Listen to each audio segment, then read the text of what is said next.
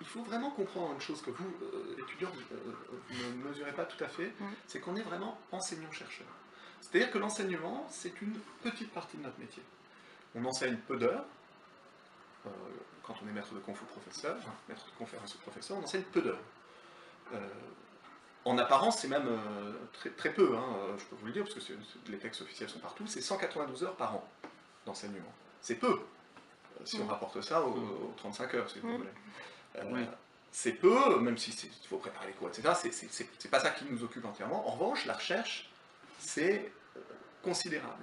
La plupart des enseignants-chercheurs font de la recherche tous les jours, y compris le samedi, le dimanche, pendant les vacances. C'est une vocation, si vous voulez. Donc tout le monde, on fait de la recherche tout le temps. On n'arrête jamais. Enfin, la plupart d'entre nous. Il y a comme partout des gens qui font rien, mais la plupart d'entre nous, c'est ça. La sociabilité des universitaires est une sociabilité qui est à la fois une sociabilité de chercheurs et une sociabilité d'enseignants. C'est pas la même.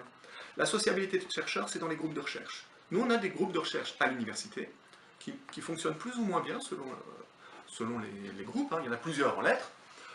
Par exemple, moi, je suis dans un groupe dont je trouve qu'il fonctionne très bien.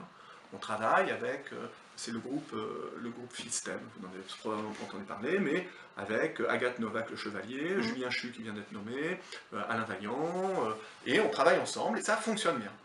Je trouve que ça fonctionne très bien. Il y a des gens qui ne sont pas d'université, enfin qui ne sont pas de Nanterre même, comme Sylvie Ducas, qui est aussi à Saint-Cloud, qui est dans notre équipe, et ça marche, ça fonctionne. Et puis par ailleurs, on est dans des équipes de recherche qui sont plus mouvantes, flottantes, autour de projets, par exemple des ANR, des choses comme ça, qui se font entre plusieurs universités de France, avec des gens avec qui on travaille.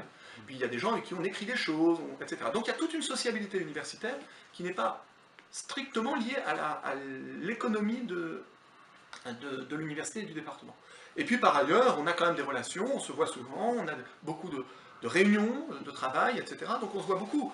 Alors, Nanterre et les universités parisiennes ont cette chance que les gens vivent sur place. Dans les universités de province, souvent, les enseignants ne vivent pas sur place, ils restent à Paris. Et donc là, la sociabilité est plus faible. Mais ici, la sociabilité est forte. Il y a une bonne entente. Il y a des désaccords, comme partout. Mais c'est plutôt un département, enfin les lettres, c'est plutôt un département qui fonctionne bien. Il n'y a pas beaucoup de conflits. Il y en a eu autrefois, il n'y en a pas beaucoup en ce moment. Et donc, on est plutôt un département qui fonctionne bien. Je ne peux pas dire au niveau de toute l'université, évidemment, mais ici, ça fonctionne bien. Aussi bien au niveau des équipes de recherche que de l'équipe enseignante. Et donc, oui, les enseignants se fréquentent. Ils se fréquentent. Il arrive même de dîner ensemble avec certains collègues.